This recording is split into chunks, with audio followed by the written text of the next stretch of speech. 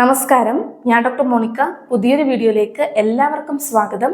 ഇന്നത്തെ നമ്മുടെ വിഷയം എന്ന് പറയുന്നത് കരിമംഗലത്തെ കുറിച്ചിട്ടുള്ളതാണ്.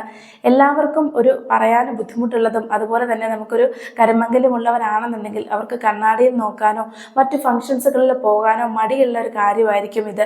കാരണം ഇത് നമുക്ക് പെട്ടെന്ന് മറച്ചു വെക്കാൻ കഴിയാത്ത രീതിയിലുള്ള പാടുകളായിരിക്കും പ്രകടമായിട്ട് കാണപ്പെടുന്നത്. അതിനാൽ തന്നെ നമ്മുടെ സെൽഫ് കോൺഫിഡൻസിനെ തന്നെ പലതരത്തിലും ബാധിക്കപ്പെട്ടേക്കാം. എന്നാൽ ഇന്നത്തെ വീഡിയോയിലൂടെ രണ്ട് വ്യത്യസ്ത തരത്തിലുള്ള ആയുർവേദ ഇൻഗ്രീഡിയൻസുകൾ യൂസ് ചെയ്ത് നിങ്ങൾക്ക് പുറമേ പുരട്ടാൻ കഴിയുന്ന രണ്ട് കൂട്ടുകൾ പരിചയപ്പെടുത്തുന്നുണ്ട്. ഒപ്പം തന്നെ ഉള്ളിൽ കഴിക്കാൻ കഴിയുന്ന ഒരു പ്രധാന കൂട്ടും. ഇതും ആയുർവേദ ഇൻഗ്രീഡിയൻസുകൾ യൂസ് ചെയ്തിട്ട് തന്നെയാണ് പ്രിപ്പയർ ചെയ്യുന്നത്. ഇവയെല്ലാം നമുക്ക് മനസ്സിലാക്കാം. അതുപോലെ കരിമംഗല്യം വരാതിരിക്കാൻ വേണ്ടും എന്ത് റീസൺ കൊണ്ടാണ് വരുന്നത്, എങ്ങനെ നമുക്കിതിനെ തടയാം തുടങ്ങിയിട്ടുള്ള കാര്യങ്ങൾ കൂടിയിട്ട് വിശദമായിട്ട് പറയുന്നുണ്ട്. വീഡിയോ ആദ്യമായിട്ടാണ് ആരെങ്കിലും കാണുന്നുണ്ടെങ്കിൽ ചാനൽ കൂടി ഒന്ന് സബ്സ്ക്രൈബ് ചെയ്യുക. നമുക്ക് നേരെ വീഡിയോയിലേക്ക് കിടക്കാം. കരിമംഗല്യം ഇതിന്റെ മോഡേൺ ടേംസ് ആയിട്ട് വരുന്നത് മെലാസ്മയാണ്. ഇത് ഹൈപ്പർ പിഗ്മെന്റേഷന്റെ ഒരു ഭാഗം കൂടിയിട്ടാണ്. അതായത് നമ്മുടെ മുഖത്ത് ചില സ്ഥലങ്ങളിൽ മാത്രമായിട്ട് അമിതമായിട്ടുള്ള കളർ വ്യത്യാസം വരിക എന്നുള്ളത്. ഇത് പലപ്പോഴും തുടക്കത്തിലൊക്കെ തന്നെ ചെറിയ രീതിയിലുള്ള വ്യത്യാസങ്ങളായിരിക്കും വരുന്നത്. ചിലർക്ക് ലൈറ്റ് റെഡിഷ് കളറായിട്ട് വരാം, ചിലർക്കാണെന്നുണ്ടെങ്കിൽ അത് ബ്രൗൺ കളറായിട്ട് വരാം, പിന്നെ അത് ബ്ലാക്കിഷ് കളറിലേക്ക് മാറുന്നതാണ്.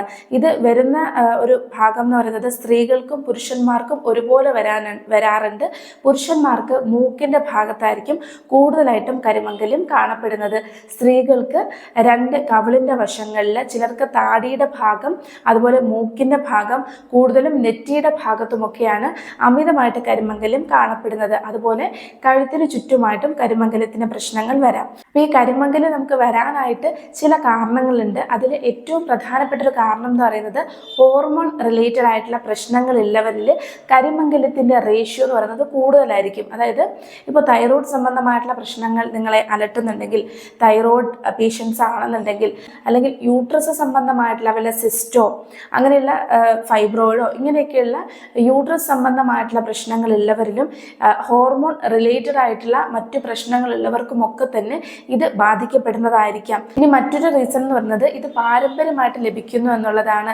ഒന്നെങ്കിൽ നിങ്ങളുടെ വീട്ടിൽ ആർക്കെങ്കിലും ഒക്കെ കരിമംഗല്യത്തിൻ്റെ പ്രശ്നങ്ങൾ ഉണ്ടായിട്ടുണ്ടെങ്കിൽ, അമ്മയ്ക്കോ അച്ഛനോ ഒക്കെ ഉണ്ടായിട്ടുണ്ടെങ്കിൽ അത് ഭാവിയിലേക്ക് വരാനുള്ള സാധ്യതകളും ഏറെയാണ്. മറ്റൊരു പ്രധാന റീസൺ എന്ന് പറയുന്നത് നിങ്ങളുടെ ഉള്ളിൽ തന്നെ സ്ട്രെസ്, ആൻസൈറ്റി, ഡിപ്രഷൻ മുതലായിട്ടുള്ള മാനസിക സമ്മർദ്ദം കൊണ്ടും ഈ ഒരു കരിമംഗല്യത്തിൻ്റെ അളവുകൾ കൂടാനുള്ള സാധ്യതകളും ഏറെയാണ്. അപ്പം അതുകൊണ്ട് തന്നെ കരിമംഗല്യമുള്ളവർക്ക് അവർക്ക് മാക്സിമം അവരുടെ സ്ട്രെസ്സും ടെൻഷനും കാര്യങ്ങളൊക്കെ കുറച്ച് ഈ പറഞ്ഞിട്ടുള്ള ഹോം റെമഡീസും കാര്യങ്ങളും ചെയ്യുന്നതിലൂടെ നമുക്ക് ഒരുപാട് വ്യത്യാസങ്ങൾ കാണാൻ കഴിയുന്നതാണ്. അപ്പോൾ നമുക്ക് പുറമേ പുരട്ടാൻ കഴിയുന്ന രണ്ട് കൂട്ടുകൾ ഏതൊക്കെയാണെന്നുള്ളത് മനസ്സിലാക്കാം. അപ്പോൾ ആദ്യത്തെ കൂട്ടെന്ന് പറയുന്നത് ഇരട്ടി മധുരത്തിൻ്റെ കൂട്ടാണ്. ഇരട്ടി മധുരം എന്ന് പറയുന്നത് ആയുർവേദത്തിൽ ഒരുപാട് ഔഷധങ്ങളായിട്ട് നമുക്ക് യൂസ് ചെയ്യുന്നതാണ്. ഒരുപാട് കാര്യങ്ങൾക്ക് വേണ്ടിയിട്ട്, പ്രത്യേകിച്ച് ഇമ്മ്യൂണിറ്റി ബൂസ്റ്റ് ചെയ്യാൻ വേണ്ടിയിട്ട്, സ്കിൻ ഹെൽത്തിന് വേണ്ടിയിട്ട്, അതുപോലെ നമ്മുടെ കഫം, റെസ്പിറേറ്ററി അല്ലെങ്കിൽ ശ്വാസകോശ സംബന്ധമായിട്ടുള്ള പ്രശ്നങ്ങൾ കുറയ്ക്കാൻ വേണ്ടിയിട്ട്, ഇങ്ങനെ ഒരുപാട് കാര്യങ്ങൾക്ക് വേണ്ടിയിട്ട് ആയുർവേദത്തിൽ യൂസ് ചെയ്യുന്നതാണ്. പ്രധാനമായിട്ടും ഇത് ത്വക്ക് രോഗങ്ങൾക്ക് വേണ്ടിയിട്ട് അല്ലെങ്കിൽ ചർമ്മ സംരക്ഷണത്തിന് വേണ്ടിയിട്ട് ഏറെ ഗുണകരമായിട്ട് ഉപയോഗിക്കാൻ പറ്റുന്നതാണ്. അപ്പോൾ നമ്മൾ ഈ ഒരു കൂട്ടിനകത്തേക്ക് ഇരട്ടി മധുരം എടുക്കേണ്ടത് 1/2 ടീസ്പൂൺ അളവാണ്. ഒപ്പം തന്നെ നമ്മൾ എടുക്കേണ്ടത് 1/2 ടീസ്പൂൺ അളവായിട്ട് തന്നെ മുൾട്ടാനി മിട്ടിയാണ്. ഇതും നമ്മുടെ സ്കിൻ കോംപ്ലക്ഷൻ ഇംപ്രൂവ് ചെയ്യാൻ വേണ്ടിയിട്ടും അതിനോടൊപ്പം തന്നെ സ്കിന്നൊന്ന് ക്ലിയർ ആയി കിട്ടാൻ വേണ്ടിയിട്ടും ഏറെ ഗുണകരമാകുന്നതാണ്. എന്നാൽ ഇത് ഡ്രൈ സ്കിന്നുകാർക്ക് കൂടുതലും വരൾച്ച കൂടുതലാക്കാൻ കാരണമാകും. അതുകൊണ്ട് തന്നെ ആദ്യത്തെ പറയുന്ന കൂട്ടെന്ന് പറയുന്നത് ഓയിലി സ്കിൻകാർക്ക് എങ്ങനെ യൂസ് ചെയ്യാം, ഡ്രൈ സ്കിൻകാർക്ക് എങ്ങനെ യൂസ് ചെയ്യാം എന്നുള്ളത് ഞാൻ മനസ്സിലാക്കി പറയാം. അടുത്ത നമുക്ക് ഇതിനകത്തേക്ക് ആഡ് ചെയ്യേണ്ടതെന്ന് പറയുന്നത് തേനാണ്. തേനും 1/2 ടീസ്പൂൺ അളവായിട്ടുള്ള തേനാണ് ഇതിനകത്തേക്ക് മിക്സ് ചെയ്യേണ്ടത്. തേനെന്ന് പറയുന്നത് നമ്മുടെ സ്കിന്നിൽ ഇൻഫെക്ഷൻ കണ്ടീഷൻസ്, സ്കിന്നിൽ എന്തെങ്കിലും തരത്തിലുള്ള ഇൻഫെക്ഷൻ കണ്ടീഷൻസ് ഉണ്ടെങ്കിൽ ഇത് മാറാൻ വേണ്ടിയിട്ട് ഏറെ ഗുണകരമാകുന്നതാണ്. ഒപ്പം തന്നെ നമ്മൾ എടുക്കേണ്ടത് ഉരുളൻകിഴങ്ങിൻ്റെ ജ്യൂസാണ്. ഉരുളൻകിഴങ്ങിൻ്റെ ജ്യൂസ് എന്ന് പറയുന്നത് മുഖത്തുണ്ടാവുന്ന കറുത്ത കുത്തുകൾ, കണ്ണിനടിയിൽ ഉണ്ടാവുന്ന കറുത്ത പാടുകൾ, അതുപോലെ മുഖത്തെ ചുളിവുകൾ കുറയ്ക്കാൻ വേണ്ടിയിട്ടും ഏറെ ഗുണകരമാകുന്നതാണ്. ഇത് നമ്മൾ ചെറുതായിട്ടൊന്ന് മുറിച്ചിട്ടോ ചിരകിയിട്ടുള്ള രീതിയിലോ എടുത്തിട്ട് ഇതിൻ്റെ ജ്യൂസ് നമുക്ക് ഉപയോഗിക്കേണ്ടതാണ്. മേൽ പറഞ്ഞിട്ടുള്ള ഇരട്ടി മധുരവും മുൾട്ടാനി മിട്ടിയും തേനും 1/2 ടീസ്പൂൺ അളവായിട്ടുള്ളത് എടുത്തിട്ട് അത് ഒരു കുഴമ്പ് രൂപത്തിലാക്കി മിക്സ് ചെയ്യാൻ ആവശ്യമായിട്ടുള്ള ഉരുളൻകിഴങ്ങിൻ്റെ ജ്യൂസ് മാത്രമാണ് ഒഴിച്ചു കൊടുക്കേണ്ടത്. എന്നിട്ടത് കുഴമ്പ് രൂപമായതിനു ശേഷം ഈ വിധത്തിൽ നിങ്ങൾ ഏകദേശം ആഴ്ചയിൽ 3 തവണയെങ്കിലും ഇതുപോലെ യൂസ് ചെയ്യേണ്ടതാണ്. ഇത് നമ്മൾ പുരട്ടിയിട്ട് ഒരു മുക്കാൽ മണിക്കൂറിന് ശേഷം നമുക്ക് മുഖം കഴുകി കൊടുക്കാൻ കഴിയുന്നതാണ്. അത് കഴുകി കൊടുക്കുന്ന സമയത്ത് സോപ്പൊന്നും യൂസ് ചെയ്യാൻ പാടുള്ളതല്ല. ഇത് യൂസ് ചെയ്യുന്ന ദിവസം മാക്സിമം സോപ്പ് യൂസ് ചെയ്യാതിരിക്കുക. മൈൽഡ് ആയിട്ടുള്ള സോപ്പും കാര്യങ്ങളും മാത്രമാണ് യൂസ് ചെയ്യേണ്ടത് എന്നുള്ളതാണ് ശ്രദ്ധിക്കേണ്ട ഒരു കാര്യം എന്ന് പറയുന്നത്.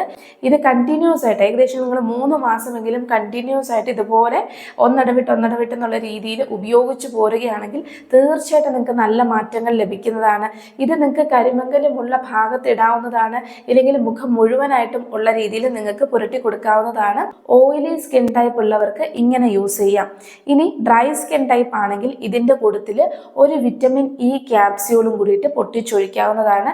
അതും കൂടി ചേർത്ത് മിക്സ് ചെയ്തിട്ട് മുഖത്ത് പുരട്ടുന്ന സമയത്ത് അമിതമായിട്ട് മുഖത്ത് ഡ്രൈനെസ് ഉണ്ടാവാതിരിക്കാൻ സഹായിക്കുകയും അതുപോലെ നമ്മുടെ സ്കിന്നൊന്ന് നല്ല രീതിയിൽ തന്നെ ഹൈഡ്രേറ്റ് ആയിട്ട് വെക്കാൻ വേണ്ടിയും ഏറെ ഗുണകരമാകുന്നതാണ്.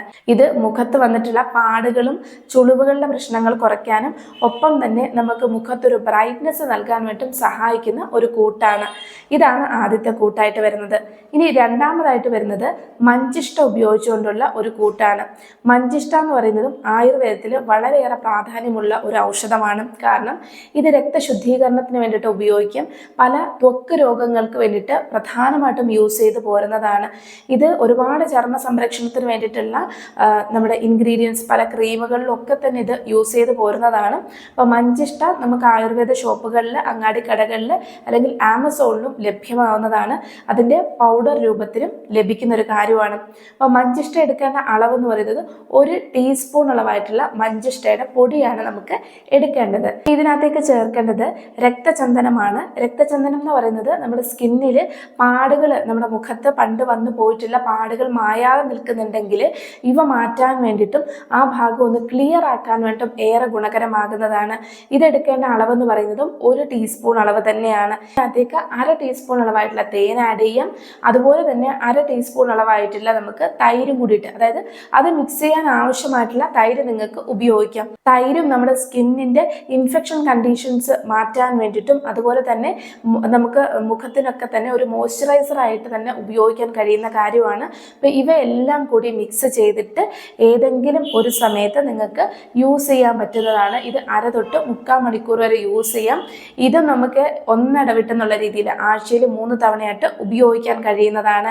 ഈ മേൽ പറഞ്ഞിട്ടുള്ള 2 കൂട്ടുകളും, ഒന്ന് ഇരട്ടി മധുരം ഉപയോഗിച്ചുകൊണ്ടുള്ളതും മറ്റൊന്നെന്ന് പറയുന്നത് മഞ്ചിഷ്ട ഉപയോഗിച്ചുകൊണ്ടുള്ള കൂട്ടെന്ന് പറയുന്നതും, ഇതിൽ ഏതാണോ നിങ്ങൾക്ക് എളുപ്പം ചെയ്യാൻ കഴിയുന്നത്, നിങ്ങൾക്ക് എളുപ്പം ലഭിക്കുന്നത്, അത് നിങ്ങൾക്ക് ചൂസ് ചെയ്തിട്ട് ഉപയോഗിക്കാൻ കഴിയും.